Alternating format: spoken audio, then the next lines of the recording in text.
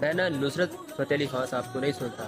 بہت ہی کم، کبھی کانوں میں باز پڑ بھی جائے نا تو فوراً میں چینج کر لیتا ہوں، اور آپ کو بھی مشورہ دوں گا کہ آپ بھی نہ سنیں۔ اس کی وجہ پتہ ہے کیا ہے؟ کہ وہ کہتے ہیں کہ بات جو دل سے نکلتی ہے اثر رکھتی ہے، پر نہیں طاقت پرواز مگر رکھتی ہے۔